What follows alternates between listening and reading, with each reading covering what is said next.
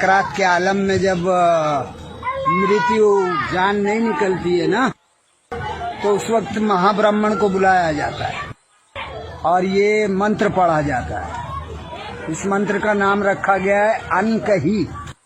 हाँ, यानी किसी से कहा नहीं जा सकता, ऐसा छुपाया गया है इस मंत्र।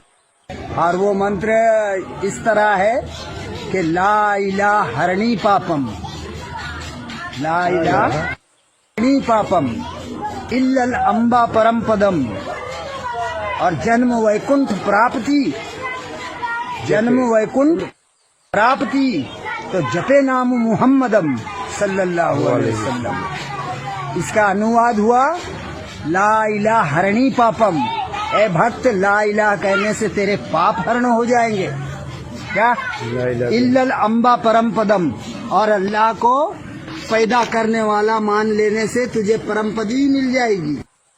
जन्म वैकुंठ प्राप्ति, और हमेशा के लिए स्वर्ग प्राप्त करना चाहता है, जन्नत हासिल करना चाहता है, तो जपे नाम मुहम्मदम, तो मोहम्मद साहब के नाम वाला कलमा जप ले। वो है ला इलाहा इल्लल्लाह मुहम्मदुर रसूलुल्लाह सल्लल्लाहु अलैहि वसल्लम।